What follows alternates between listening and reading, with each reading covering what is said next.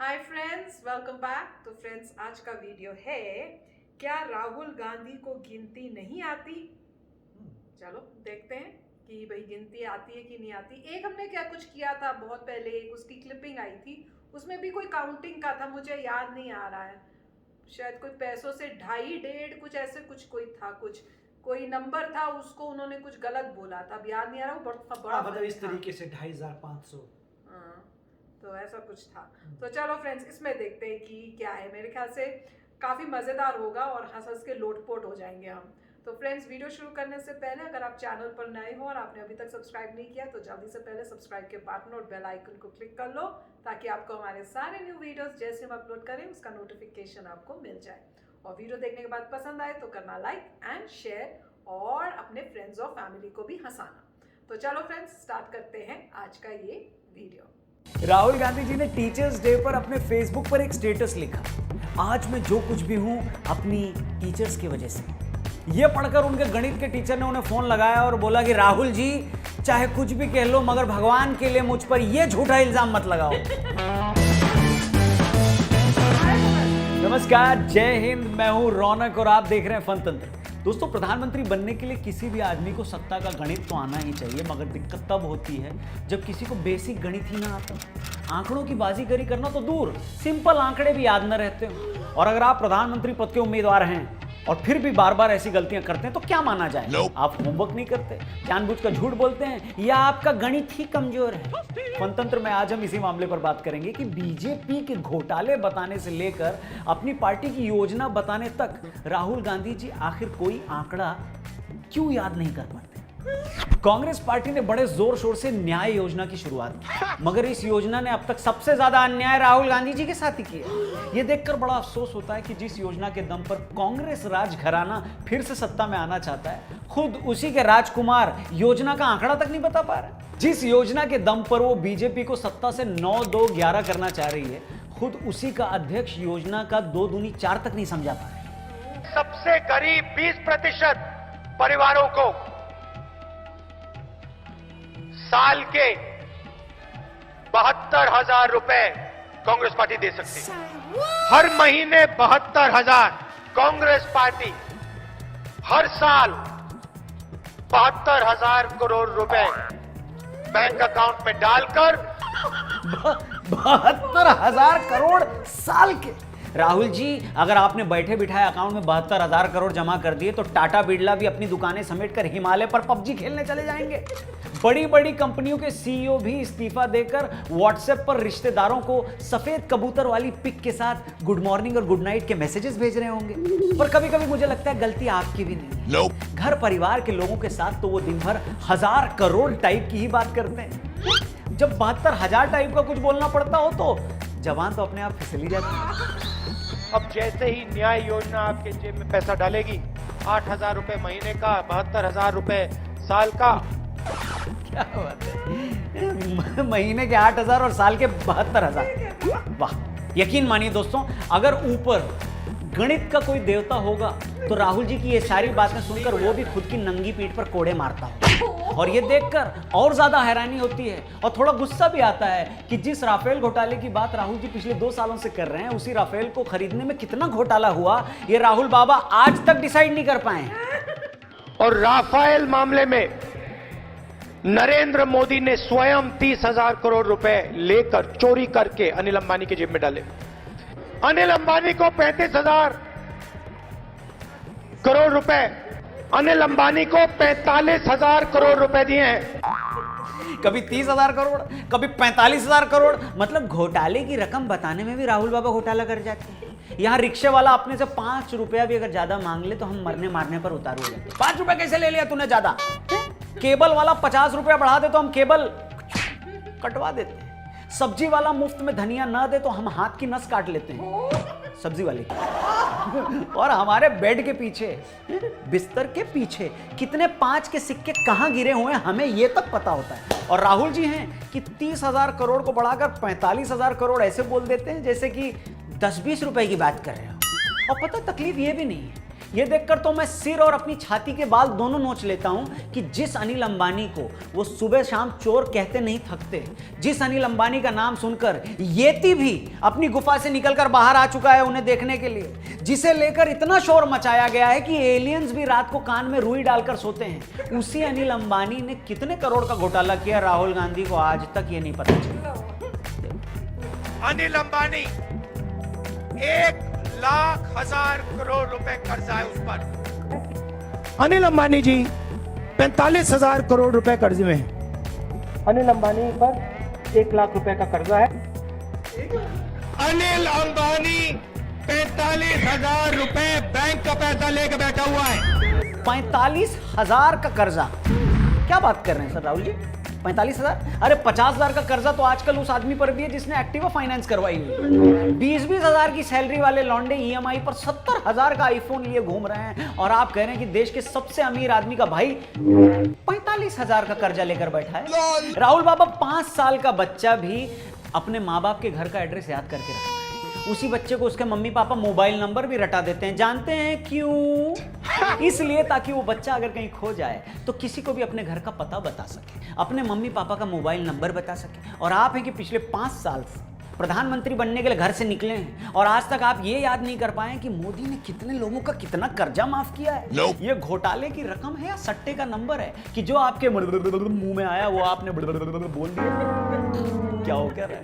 पिछले 2 सालों में नरेंद्र मोदी जी ने 1,10,000 करोड़ रुपए कर्जा माफ किया है। 10 उद्योगपतियों का 1,30,000 करोड़ रुपए माफ किया। 1,30,000 करोड़ रुपए माफ किया कि जिस प्रकार सरकार ने 1,40,000 करोड़ रुपए माफ किए। कभी कभी मुझे लगता है कि राहुल बाबा घोटालों की रकम ऐसे ही बढ़ाते हैं जैसे किसी बड़े खिलाड़ी के लिए आईपीएल में टीमें बोली की रकम बढ़ा देती है। कितना? 5 करोड़, चलो अब 10 करोड़ दे देते हैं।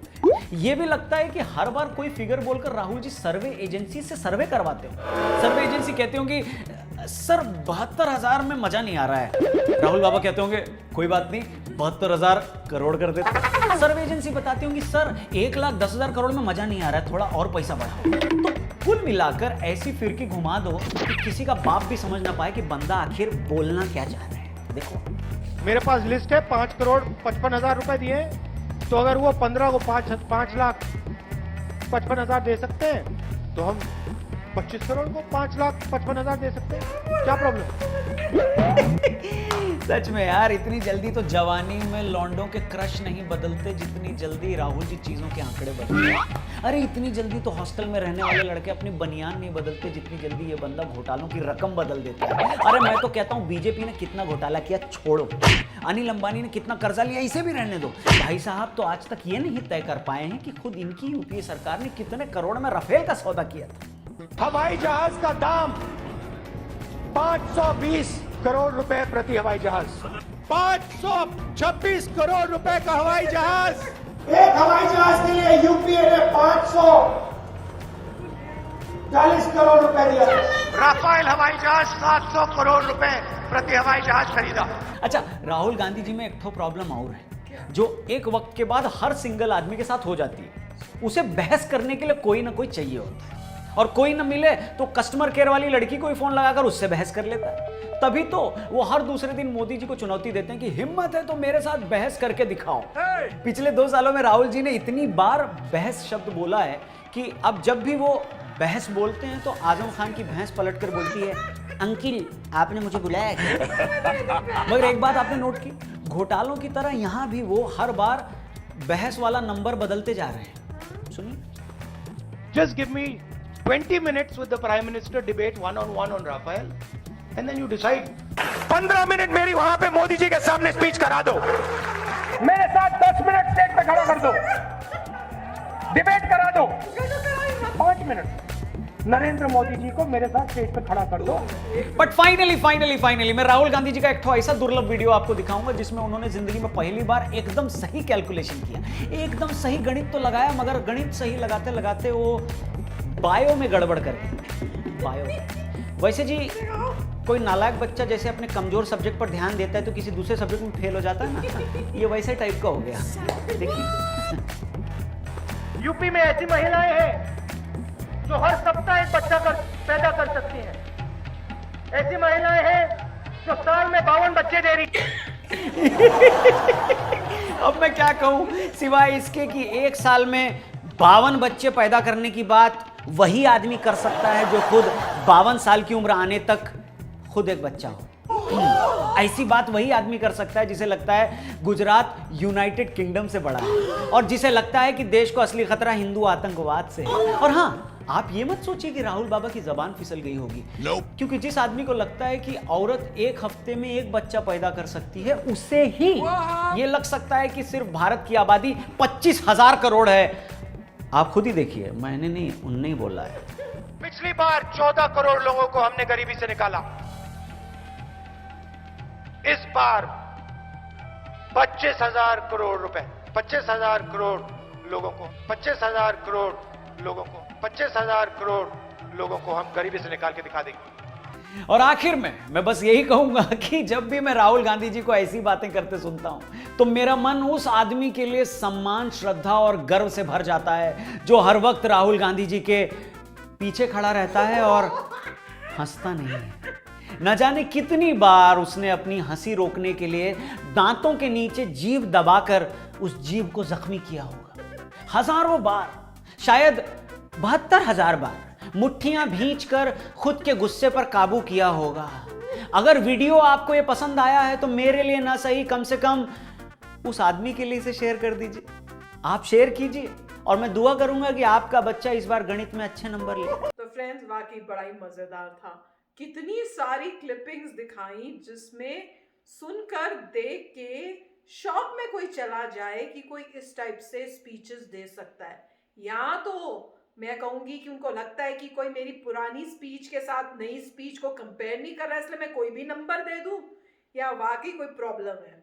क्योंकि जिस तरह से आप नंबर्स ऐसे चेंज करते हो और बोलते हो और आपको पता है कि रिकॉर्डिंग होती है, तो आपने जो नंबर 1 बोला है वही हर में उस टॉपिक पे, उसके बारे में वही नंबर को पे स्टे करो।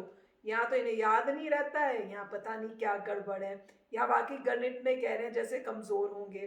पर स्टार्टिंग बड़ी अमेजिंग थी कि टीचर ने भी कहा कि भैया हमें क्रेडिट मत दो। तो वो मज़ेदार था। तो काफ़ी हंसी मजाक का बनाया और काफ़ी सारी चीज़ें दिखाई कि शौक में तो जाओगे और हंसोगे भी कि ये ऐसे हो कैसे सकता था। राइट। अब इसमें सबसे इम्पॉर्टेंट बात ये है कि उनको पता है कि वही पार्टी के लीडर रहेंगे। राइट। तो जिसको पता है कि वो पार्टी का लीडर रहेगा तो उसे कोई प्रेशर नहीं है, कोई टेंशन नहीं है। जैसे साधारण आदमी होता है, उसको ये होता है कि अगर मैंने गलती कर दी तो मेरे में नेगेटिव इफेक्ट आएगा, मेरी जॉब चली जाएगी, या मेरा कुछ ना कुछ लॉस होगा। तो बहुत केयरफुली इंसान काम करता है क्योंकि उसे कॉन्सिक्वेंसेस जो हैं, उसका जो नतीजा होता है बहुत हैवी होता है। ठीक है, मैं हिंदी में कन्वर्ट करने की कोशिश कर रहा हूँ। तो मतलब यही है कि कोई भी आप काम अगर गलत करते हैं तो साधारण आदमी को उसका लॉस होता है। उसको लगता है कि अब मैंने गलत कर दिया, मुझ पे प्रॉब्लम आएगी, तो वो बहुत ध्यान से काम करता है। जो राजे का बच्चा हो, मान लीजिए जो राजा है, उसको फर्क नहीं पड़ता क्योंकि वो तो राजा है और गारंटेड है। और राजे का जो बच्चा है उसको पता गारंटेड है कि वो राजा बनेगा, तो कोई फर्क ही नहीं है, कुछ भी कर सकते हैं। तो वही मुझे लग रहा है। और कौन सा इंसान होगा जिसे टेंशन नहीं होगी कि मैं अगर ये गलत नंबर्स दूंगा तो मैं पावर में नहीं आ पाऊंगा, या मेरी लीडरशिप कम हो जाएगी, कुछ हो जाएगा। तो वो ये मेरे को पॉइंट लग रहा है कि केयर फ्री है क्योंकि पता है कि कोई टेंशन वाली बात नहीं है। आप कुछ भी, जैसे आपको एग्जाम्पल वहीं पर भी मोनार्की आप देख लीजिए, आप सऊदी अरेबिया के जो प्रिंस हैं उनको पता है कि वो प्रिंस हैं, इररिस्पेक्टिव वो जो भी इधर करते हैं, जो भी उधर करते हैं, जो भी उन्होंने मतलब उनकी गवर्नमेंट करती है, उनको फ़र्क नहीं पड़ता। वो केयर फ्री हैं क्योंकि उनको पता है कि उनको कोई लॉस नहीं हो सकता। तो जिस इंसान को ये पता है कि उसको लॉस नहीं होगा, वो पार्टी का हेड ही रहेगा, टेंशन कम है, वो कोई भी नंबर, जो भी नंबर है बोल सकता है। उसमें कोई बाइंडिंग ऐसे नहीं है कि अपने आप को ठीक किया जाए या केयरफुली नंबर्स बताए जाएं, या फिर ध्यान से लोग जो हैं वो ऐसे हों जो ऑब्जेक्ट करें। अब ये लोग, दुनिया जनता कर रही है ऑब्जेक्ट, पर मुझे पता नहीं कितना ऑब्जेक्ट कर रही है। मगर जैसे इन्होंने बहुत ही अच्छी तरीके से इतने डिफरेंसेस बताए हैं जहाँ पे वो केयर फ्री हैं, कुछ भी बोल रहे हैं, वो तभी होता है जब आपके ऊपर प्रेशर नहीं होता, जब आपको ऐसा होता है कि मैं कुछ भी बोल दूँ मुझे फर्क नहीं पड़ता, मेरा सब चलता है। तो वैसे है, क्योंकि साधारण जैसे हम लोग हैं, हम गलती कर दें तो हमें पता है कि उसके कितने कॉन्सिक्वेंसेज होते हैं, उसके कितने रिजल्ट बुरा हो सकता है। तो इंसान कोशिश करता है कि लीस्ट अमाउंट ऑफ, सबसे कम जो है आप गलती करिए, और होती है तो बताइए सॉरी गलती होगी जी, मगर ऐसा केस में नहीं था। तो मेरा तो यही सोचना है। यस फ्रेंड्स, और इसमें जो उन्होंने दिखाया था ना कि मोदी जी के साथ मुझे पहले क्या 20 मिनट, फिर 15 मिनट, फिर 5 मिनट, 10 मिनट, फिर 5 हाँ, मिनट, तो इस टाइप से कम कम करते रहे। मैंने पता है क्या सोच रही थी, मैंने कहा कम इसलिए हो रहे हैं कि पता है कि भैया ज्यादा टाइम किया तो मेरा ही नुकसान होगा। छोटी सी इंटरव्यू, मैंने कहा इवेंचुअली बोलेंगे कि मैंने इंटरव्यू ही नहीं करनी, कि भाई मोदी जी के सामने टिकूंगा कैसे मैं तो ये सोच रही थी। हाँ, मतलब पार्लियामेंट में इतनी होती रहती है, तो हाँ, वो आपको भी बड़ी opportunity तो मजेदार मिल होती रही है। हाँ, और उसमें कितनी मजेदार होती है, मजा आ जाता है मोदी जी जब जवाब देते हैं सारे क्वेश्चंस का। तो फ्रेंड्स, होप करते हैं आपने भी एंजॉय किया होगा और हंसे होगे काफी, मुझे तो बहुत हंसी आई। तो चलो चलते हैं, मिलेंगे नेक्स्ट वीडियो में बहुत ही जल्द। Till then take care and bye bye. तो अगर आप मेरे इस चैनल पे नए हो तो जल्दी से सब्सक्राइब के बटन को हिट करो और बेल आइकन को क्लिक करो, ताकि आपको मेरा जब नया वीडियो मैं लगाऊं आपको उसके बारे में जल्दी से पता चल जाए।